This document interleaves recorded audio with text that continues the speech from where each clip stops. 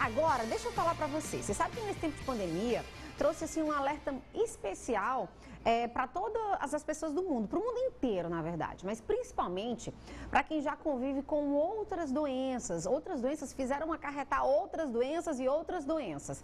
E é o caso do vitiligo. Isso porque, de acordo com a Sociedade Brasileira de Dermatologia, o estresse causado por esse tempo de pandemia pode agravar essa doença. Até se você não tiver, ela pode vir a aparecer. E quem fala mais sobre esse assunto é o dermatologista, doutor Lauro, exatamente, que vai conversar com a gente como lidar com o vitiligo nesse tempo de pandemia, né? O porquê de chegar o vitiligo na vida da gente. Doutor Lauro Lopes, que é dermatologista e professor de dermatologia na Universidade Federal do Piauí. Bom dia, doutor Lauro. Muito obrigado pela sua participação hoje aqui junto com a gente. Seja bem-vindo ao nosso programa. Olá, Estefânia. Olá a todos os telespectadores da Rede Meu Norte. É um prazer estar aqui com vocês e estou aberto a esclarecer todas as dúvidas que tiverem. Que ótimo, doutor Lauro. Infelizmente, o vitiligo é uma doença que vem crescendo, principalmente com o surgimento da pandemia. Mas eu queria primeiro que você pudesse esclarecer, não só para mim, mas para todos os nossos telespectadores, o que é o vitiligo. O vitiligo é uma condição de uma doença de pele, né, onde os melanócitos, que são aquelas célulazinhas da pele que dão a coloração, né, da nossa pele, elas são destruídas pela autoimunidade do próprio indivíduo portador, onde condições, né, como estresse psicológico, alguns maus hábitos de vida, podem desencadear o surgimento da doença, que tem uma predisposição genética. Então, doutor, a pessoa mesmo não tendo nenhuma predisposição genética, por conta de por algum estresse já acontecido, pode ter, nesse momento também da pandemia, pode desencadear a ter o vitiligo? Não, precisa ter uma sequência de fatores, né? O principal deles é a predisposição genética. Aí só que essa predisposição ela pode ficar guardada, entre aspas, né, durante toda a vida sem nunca surgir. Mas condições ambientais, né, de estresse, de consumo de cigarro, de traumas psíquicos, podem desencadear o surgimento da doença, né, que já estava predisposta pela genética da pessoa. Nossa, e o que pode agravar ainda mais o vitiligo, doutor? Você já deu alguns exemplos, como estresse, genética também. O hábito de cigarro, isso. Como o quê? O hábito de fumar, né? Fumar ingestão também, de bebidas doutor? alcoólicas, perda de sono, todas as condições que estressam o organismo podem predispor o surgimento do vitiligo. Entendi, doutor. E por que essa questão da pandemia vem ocasionando o aumento do número de vitiligo em algumas pessoas?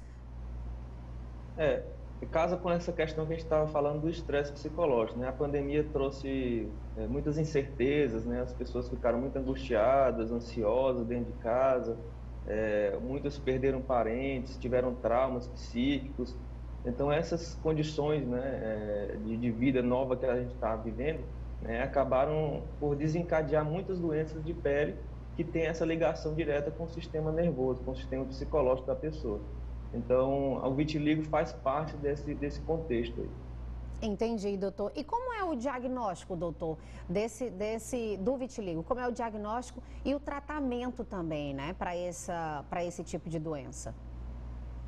O diagnóstico é essencialmente clínico, né? Um médico especializado vai reconhecer a lesão, né? Vai fazer exame durante ali o exame clínico, né? Ele vai lançar mão de uma luz, de uma técnica para diagnosticar o vitiligo.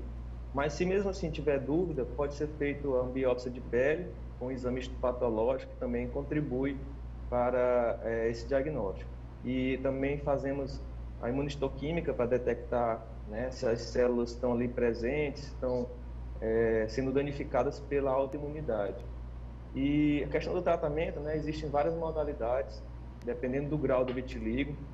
O vitiligo ele é classificado em vitiligo segmentar ou vitiligo vulgar disseminado, que é aquele vitiligo que espalha no corpo todo. E o tratamento ele vai depender, né, de acordo com essa classificação. Se for um vitiligo disseminado, aí já tem que utilizar drogas sistêmicas, radiação ultravioleta, que é a fototerapia, que é um padrão ouro para o tratamento do vitiligo. E também, se for localizado, aí você pode utilizar, né, de técnicas cirúrgicas, como microenxertia, né, principalmente para o vitiligo localizado e aquele que está estável, que não está crescendo. Então, o médico ele vai tirar uma pelezinha de um lugar que não tenha, para pôr no lugar que tenha o vitiligo, para poder cobrir aquela pele que está manchada de branco. Doutor, e vitiligo tem cura? Cura não. A gente consegue controlar, né, consegue fechar as manchas que estão ativas, né, com um tratamento adequado, bem individualizado para cada pessoa. Mas curar, dizer que a pessoa nunca mais vai ter lesões, que não vai mais desenvolver, isso não. A medicina ainda não conseguiu essa proeza. Entendi, doutor. Então, na verdade, é mais a pessoa que vai se ajudar, né? Para que não volte as lesões pós-tratamento, não é isso?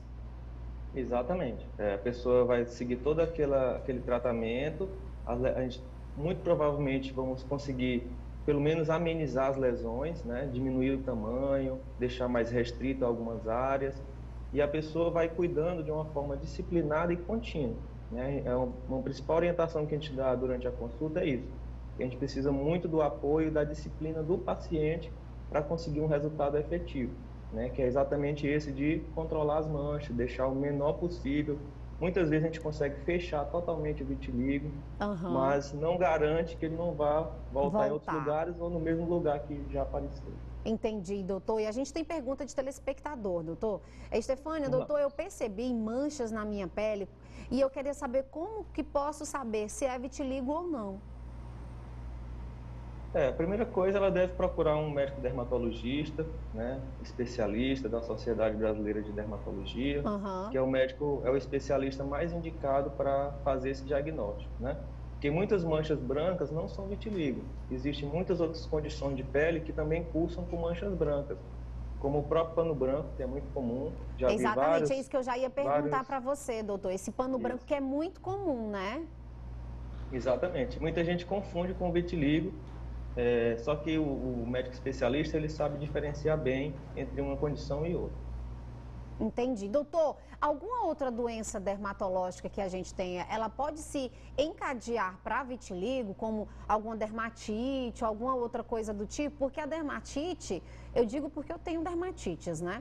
E às vezes ela fica esbranquiçada, mas isso pode levar também a acarretar para esse tipo de doença, para vitiligo ou não? Não, a dermatite em si, evoluir para vitiligo, não. Ela pode cursar algumas épocas, né, durante sua evolução, com manchas brancas, né, mas não é vitiligo. Ali só são manchas temporárias que foram devido à irritação da pele, que deixou, né, aquele resíduo branco. Mas com o tempo ela vai voltando naturalmente. Ali não é um vitiligo, é só uma condição temporária. Então tá certo, entendido. Mas existem algumas doenças, né, de pele que podem evoluir para vitiligo, né? Principalmente lesões traumáticas, que o vitiligo ele desenvolve principalmente em áreas de atrito, áreas de traumas, né? Tanto é que tem gente que desenvolve vitiligo numa raladura, num corte, exatamente por essa condição do atrito, do trauma, desenvolver o vitiligo também. A pessoa que pode ter um traumatismo craniano pode também desenvolver o vitiligo? Pode sim, pelo trauma que a pessoa passou, né? Como eu falei no início da entrevista, o vitiligo ele é desencadeado por traumas psíquicos, físicos, né? Que podem fazer com que aquela tendência de genética se manifeste, né? Faça se manifestar na prática, na física do paciente. Entendi, doutor. A gente tem mais perguntas aqui de telespectador. Quem tem problema de psoríase pode acarretar vitiligo? É a Francinete do Monte Castelo. A gente até respondeu, né, doutor? Isso. O vitiligo é uma doença autoimune, né? E as doenças autoimunes, elas são muito próximas, então elas geralmente podem vir juntas. Como, por exemplo, problemas de tireoide, psoríase, artrite reumática, doenças alopecia areata, né? São doenças autoimunes que muitas vezes vêm casadas.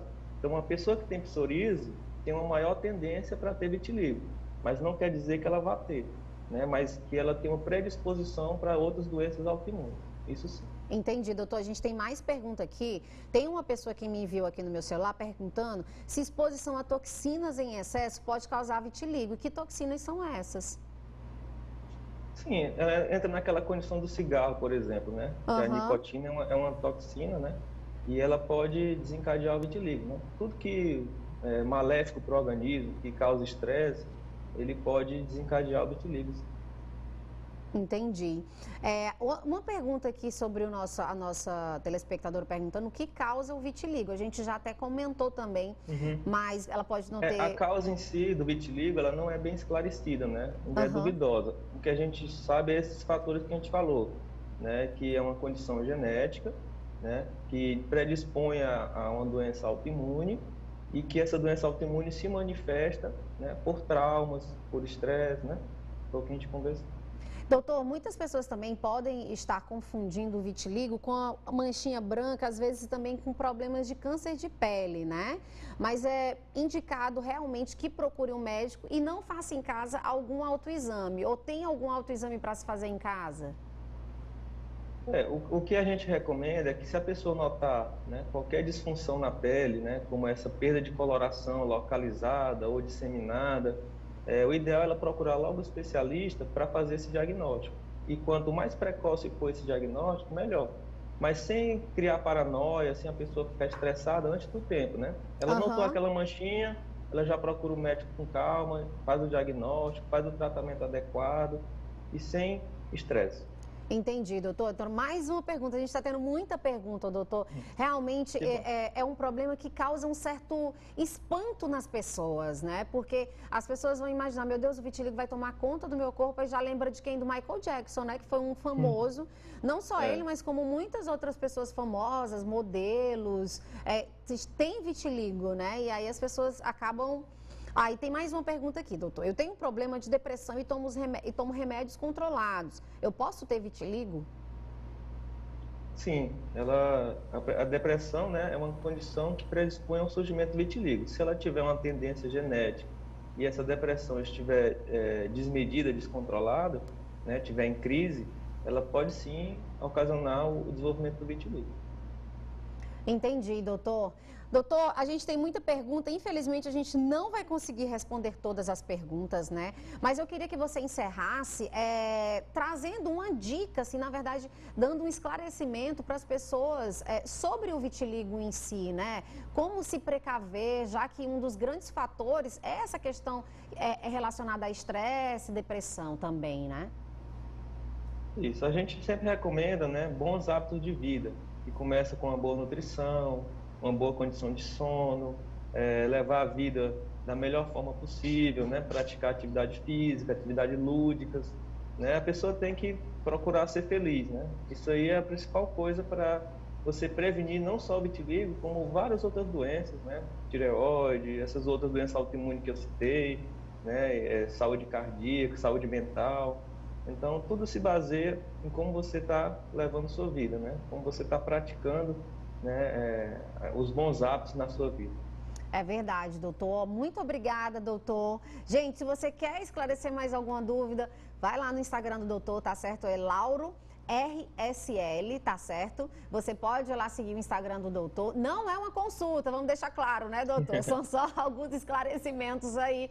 Mas você pode marcar uma consulta junto com o doutor, tá certo? A gente vai deixar aí direitinho onde ele está atendendo. Doutor, obrigada, tenha uma excelente semana e obrigado por se disponibilizar de estar aqui junto com a gente hoje. Obrigado, Stefania. Eu que agradeço o convite. Sempre estou à disposição para novas entrevistas e esclarecimentos sobre doenças de pele. Obrigada, doutor. Até a próxima. Ai, me aguarde no consultório, que depois eu vou voltar levando meu resultado. Combina. Tchau.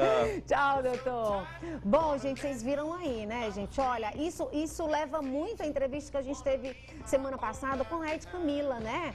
Que a gente falou aí com ela sobre algumas doenças que a gente pode estar tendo sem... do nada, puff, né? Tipo, somatizando coisas. Então, vamos ter atenção, não é mesmo? E já a gente vai conversar com uma modelo. Ela é de São Paulo, né, Júnior? Do Rio de Janeiro. Ela é do Rio de Janeiro e ela tem vitiligo. E aí eu queria compartilhar com vocês como ela convive com o vitiligo. Ela é uma princesa, uma linda. E a gente vai conversar um pouco com ela sobre a doença e sobre como ela convive com a doença. E, claro, compartilhar com vocês aí de casa também, tá bom? Olha só que linda que ela é. Tá vendo? Ó, algumas imagens aí, ela vai estar ao vivo aqui junto com a gente e a gente vai conversar aqui com ela. E você também, se quiser mandar alguma pergunta, fica à vontade, tá bom?